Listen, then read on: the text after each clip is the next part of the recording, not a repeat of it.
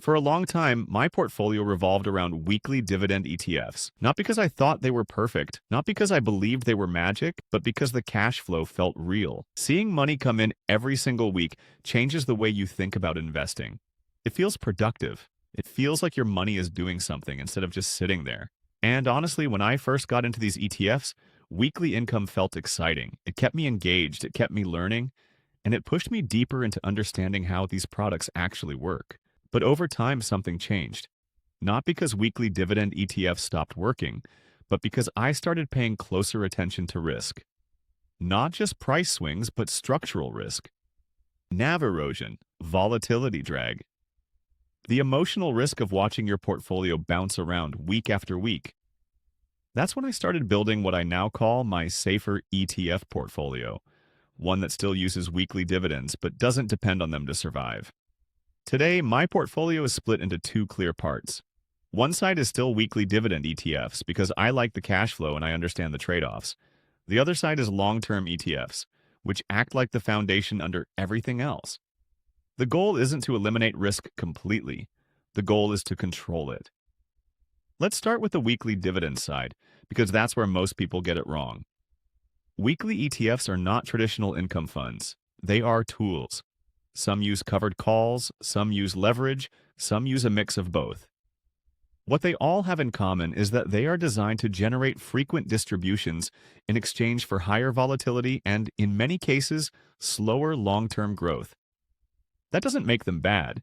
It just means they need to be handled carefully. When weekly ETFs are the entire portfolio, every market pullback feels personal. A bad week doesn't just lower your balance, it messes with your confidence. You start watching charts too closely. You start reacting instead of thinking. I've been there. And that's why in my safer portfolio, weekly ETFs no longer sit at the center. They sit on the edge. I still use WPAY, but I no longer treat it like a long-term hold. I see it as a tactical position, something that benefits from strong risk-on environments and higher volatility, something that can generate aggressive income when conditions are right, but something I'm fully prepared to reduce or exit when conditions change. That mental shift alone made a massive difference. Meiji plays a different role. Covered call ETFs tend to move more smoothly. The income is still there, but the price action doesn't feel as chaotic. It doesn't jump as hard during strong weeks, but it also tends to hold up better during down weeks. In my safer portfolio, it acts as the stabilizer within the weekly ETF group. It's still income-focused, but it doesn't rely on leverage to the same extent. ULTY sits somewhere in between. It's diversified across many names, which helps reduce single-stock risk, but it still carries the same high-yield expectations that can pressure the NAV over time. I don't treat it as a forever hold either.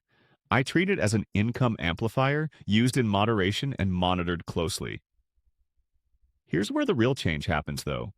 No matter how attractive weekly dividends look, they are no longer allowed to dominate my portfolio. That role belongs to long-term ETFs.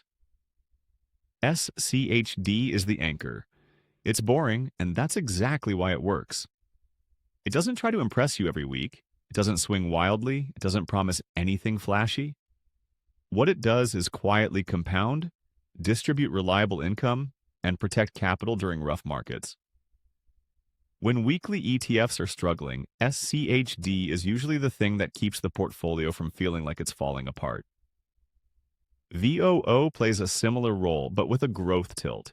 It gives exposure to the broad market without the complexity of derivatives or leverage. When the market trends higher over long periods, VOO does what it's supposed to do. It grows.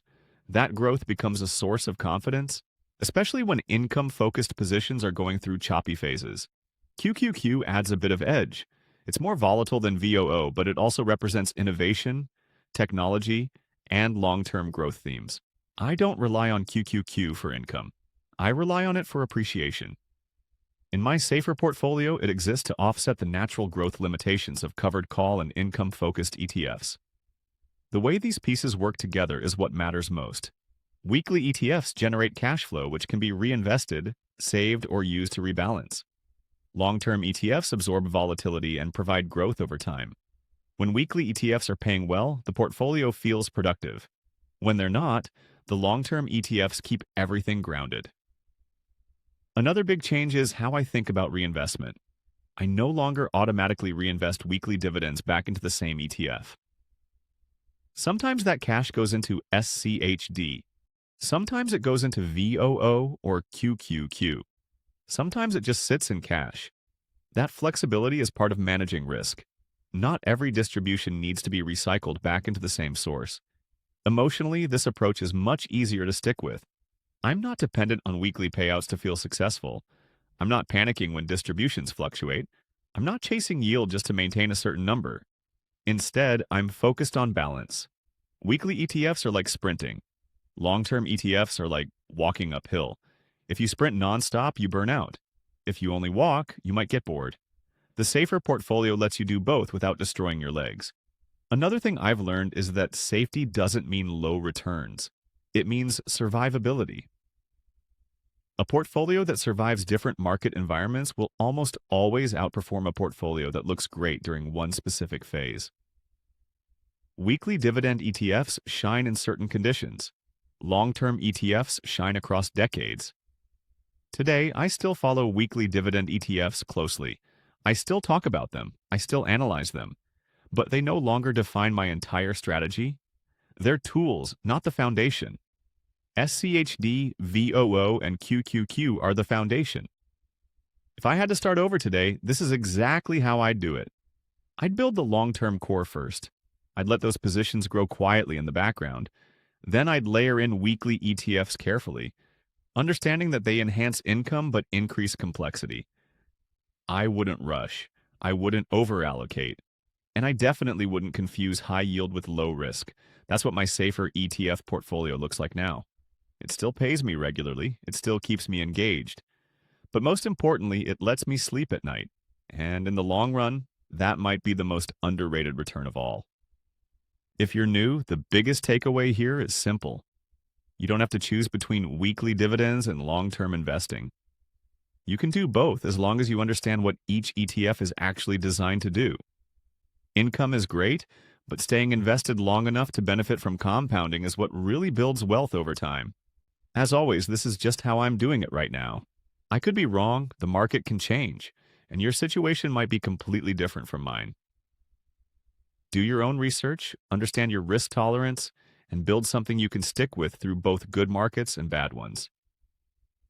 If this video helped you think differently about risk, income, or portfolio structure, make sure to like the video, subscribe to the channel, and let me know your thoughts in the comments. I'll see you in the next one.